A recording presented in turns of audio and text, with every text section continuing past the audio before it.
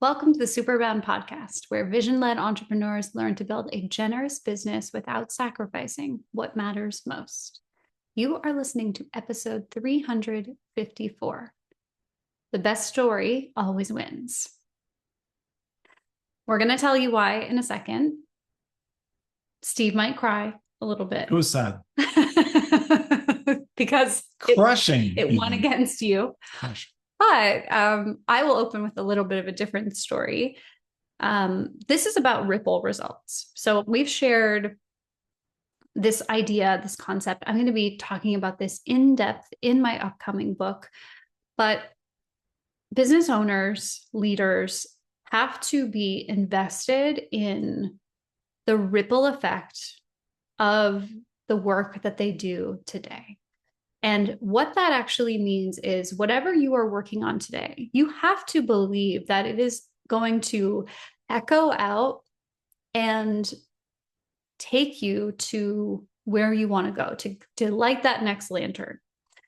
A lot of people really get slowed down by thinking there has to be, a direct impact, an effect right now on everything I do.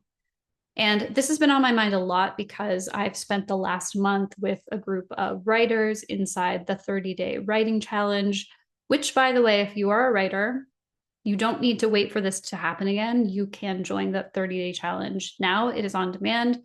I highly recommend it. It's been working wonders for the other writers, some of whom have never written a book before. That's all over at besuperbound.com/classes. You can find out about that. But with writing, you do not get instant gratification. And something we've been talking a lot about actually has to do with, I'm just going to brag about you for a second. Okay. Sit back, everybody. I'm going to brag about Steve. Uh-oh. He's going to enjoy it. A ripple result in our personal world is Steve has had a volunteer yet kind of intense job for the last few years with a local parent association trying to build a school playground. Obviously, there's lots of people involved in that, and they're an amazing team. But Steve is kind of the president of that association, is responsible for getting this thing done. And a lot of people think, how much could a playground cost? $200,000. It's a lot of hay. It's a lot of money, and it's a lot of money to raise because we don't get, this isn't like someone else paying for it. This is being paid for by donations from bake sales and Apple sales and like whatever fundraiser these parents can come up with. At the beginning of this year, you guys had raised some money. Our kids have been donating their birthday parties for a few years. There's dance-a-thons and that sort of thing. But at the beginning of this year, you were like, it's happening this year. I want to be done with fundraising for this project this year, because otherwise it's going to take 20 years. So tell everybody a little bit about some of the things you did to start to raise more like serious money. Well, there were a couple of things that have gotten to us to this point. So we started the year at around $50,000, and we said, we're going to get to $200,000 or wherever we are by the end of this year. Personally, I was hoping we'd at least get to half of that, which still felt insane because that meant literally doubling the amount that we had raised up to this point. Yeah, in a single year. You've got to double it. You got to make it a big lantern. Yeah. So I was like, okay, well, let's at least double it. And this is going to be the last year. So we put that out there. The next thing we did was tell everybody all the time. Even if we thought the story was not that huge, we still called the paper. We put it out on social media. We sent emails to the school community about it. We wanted to make sure that everybody who could know that we had momentum and we're still looking for more did know. And what that resulted in were some very significant donations from the community that only would have happened from everybody talking to everybody else about it. So it was really about setting the bar high and getting the word out constantly in as many ways as we could. Yeah. I mean, I probably would have thought, oh, well, I don't know, ask a big company for a big donation. I probably wouldn't have thought, oh, let's call the newspaper and, do a story about how the local firefighters they gave a donation, and let's get a picture with all the kids and all the firefighters in front of their truck, like really cute moments. But those things had a ripple result that we could never have charted ahead of time. So tell us where you are now with it. We have raised $190,000 with pledge to get us to 200.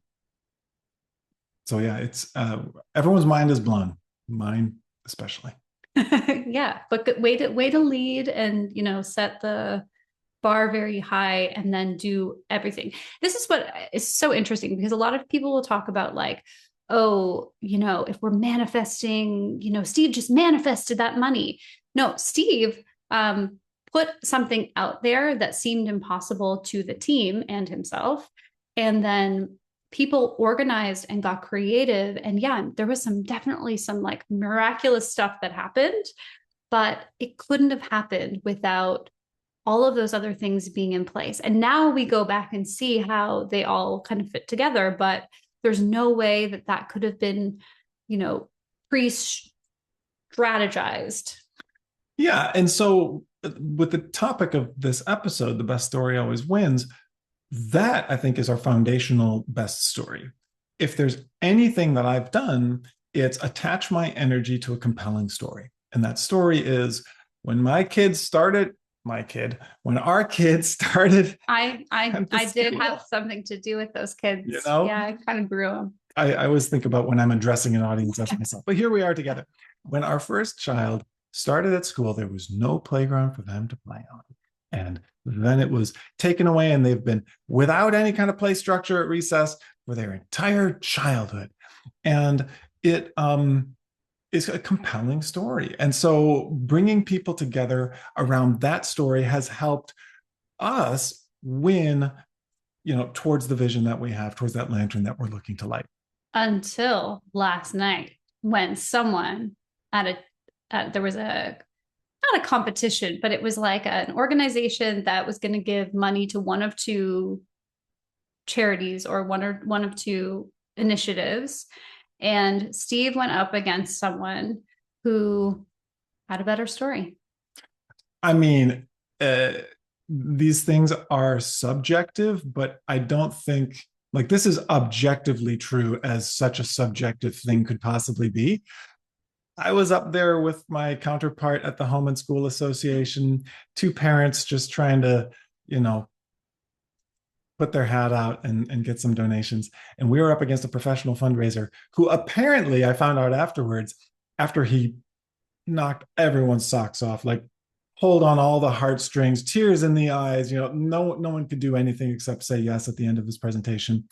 I sat down, we were at the same table, and I said, "How did you do that?" And he said, "We spent 8 weeks with a PR firm every single week, spending an hour, 3 hours, per session to develop our story. And the only thing that firm does is help nonprofits tell their stories."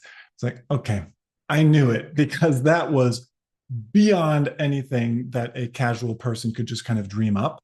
There was craft in that, there was intention in that, and we can talk about some of the details. But what ended up happening was we lost our bid, we lost the ask. We still got some money from it. There were some generous folks who contributed to both, but the best story was clearly his, and he won. Yeah.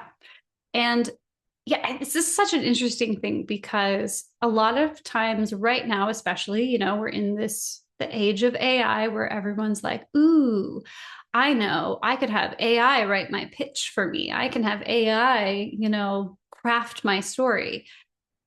I have we use AI in our business, of course, but I think that this is still a skill that humans really need to develop, especially if your work has anything to do with sales, with marketing, with trying to get your customers to care about what it is you have to offer. It's interesting. It's so easy to think, oh, I'm going to just outsource this. That person who gave that speech didn't just say, oh, I'm going to have a firm write up a pitch for me and I'm going to do it.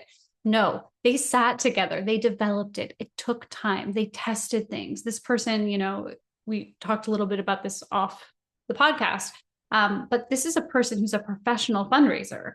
They are doing this on the circuit. They are raising money and it's their full-time job to tell this story.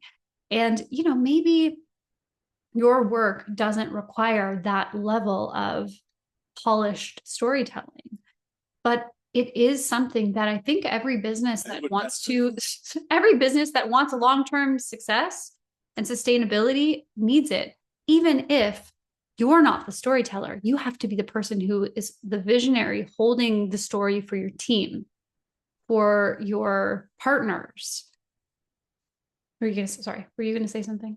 No. Yeah, I was just thinking about the elements of the story. It's about the elements of the story. So this is what stood out to me and how I knew our ship was sunk as soon as he began. There was one character that he referenced throughout the entire piece. It was 5 minutes max. He had 8 and he used 5, and it didn't feel underdone. It felt tight and powerful and purposeful. So there was one character. That character was relatable. That character started with a problem. And he shared how his solution, how his organization helped with that problem. And then he shared the transformation at the end. That's basically it. Character with an issue, encounters your solution, experiences a benefit. If that's the only thing that you take from this and apply that to your business and to your, current customers and to your potential future customers, that will be an up-leveling, most likely, because that's the story, right? The beginning, the middle, and the end. Sounds easy. It's hard to actually do, especially in a way that's really compelling. Yeah. It's honestly my experience over the last month too, especially thinking about stories, because a lot of folks in the challenge were writing novels. But even those of us who are writing nonfiction, there has to be story involved, unless you're writing a textbook. Even then, I'm sure there's a room for a story. This is something we get people's emotional commitment on board or emotional resonance on board with what we're doing. We make some connection with the reader. And I know there are people out there writing programs, and coaches will say like, oh, just write for you. Don't worry about the reader. It's not art if you're thinking about your end user. But for those of us who are doing any writing, even if you're not working on a book like I am, and like my clients are, even if you're not doing that, if you're not thinking about how things will land with your audience, whoever they may be, you're missing that opportunity to connect. One thing you shared about that particular experience is the character in the story that this presenter told had some similarities to the main demographic in the room. People in the room sitting there could see that person's not much older than me. That person looks like me. That person has a life like mine. What happened to this person could happen to me. And I, of course, want to donate money to there being a solution in case that happens to me or someone I love, or I've known someone who's gone through this. That's not actually, it's different from like selling from fear. It is kind of selling from compassion. Yeah, beautifully said. And I think that's important for you as the business owner, you as kind of the primary salesperson, like you're responsible for making the register ring, that you can get behind these kinds of things that are really effective.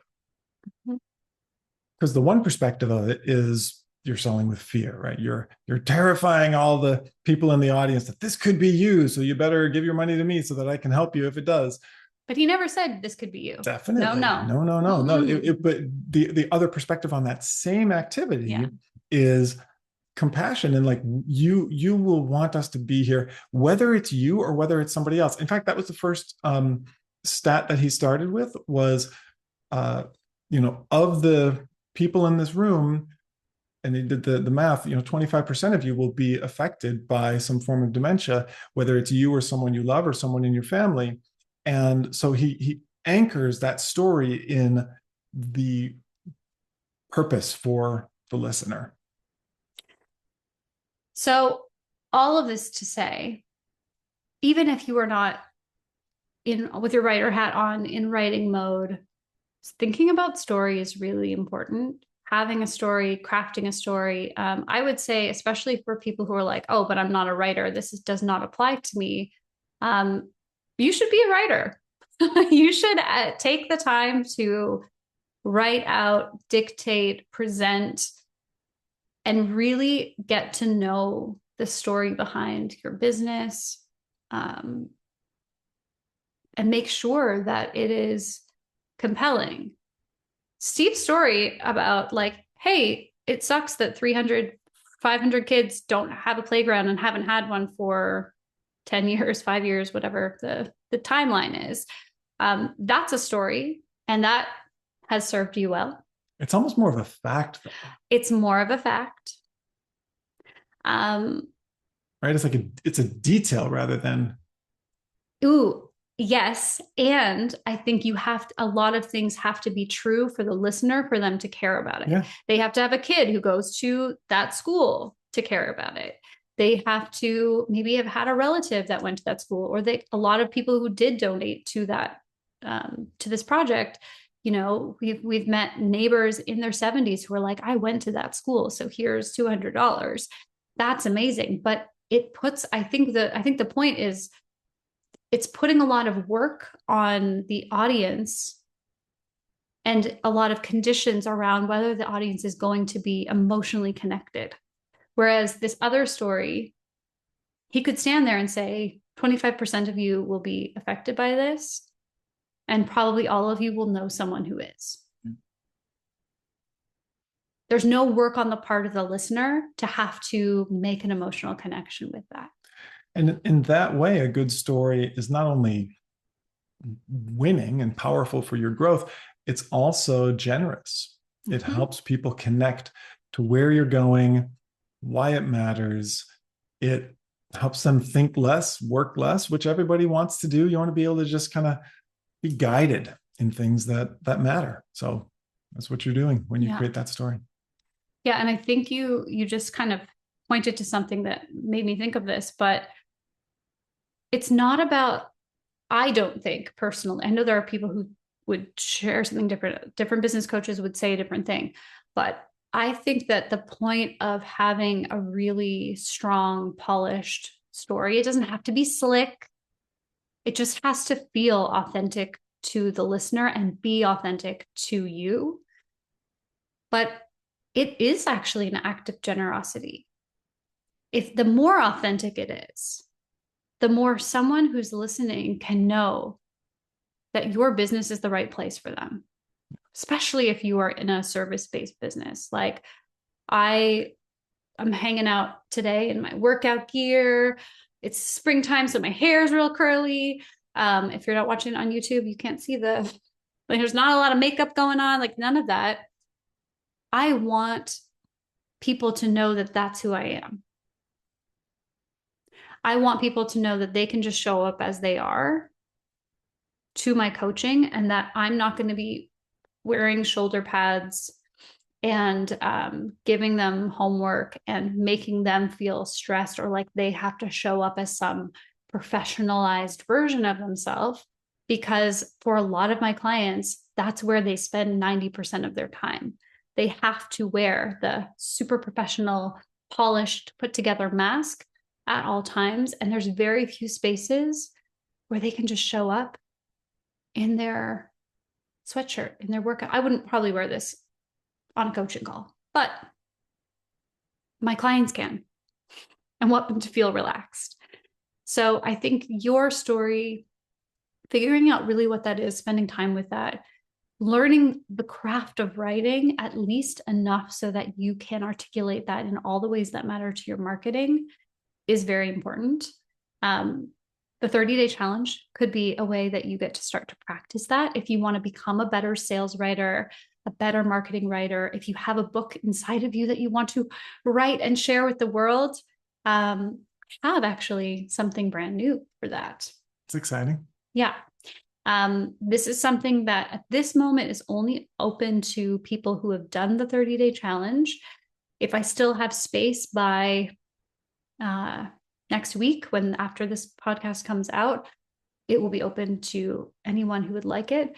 But I'm offering something I'm calling the Superabound Authors Table.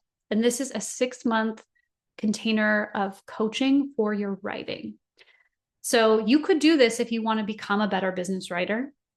You could do this if you have a book idea and you know that that is going to be part of your future business, whether it's a novel or something nonfiction. It is where I will not only coach you around the mindset to get to your writing, but more importantly, help you really create the structure of that book, of that piece, give you real helpful feedback as a reader and as a marketing person thinking about how will this land for your audience so that you can finish your rough draft of your book or have a lot of completed content for the future. AI is great for a lot of things, but I'm watching many people lose the skill of being able to articulate their real vision and connect with people through the medium of writing. This program is going to help you make sure you don't lose that skill. It's over at besuperabound.com/write. You can learn all about it there and do the 30-day challenge if you're curious and jump right in if you know you're ready. Thanks, everybody. Make sure you tell your story. The world needs to hear it. Thanks for listening. Take care.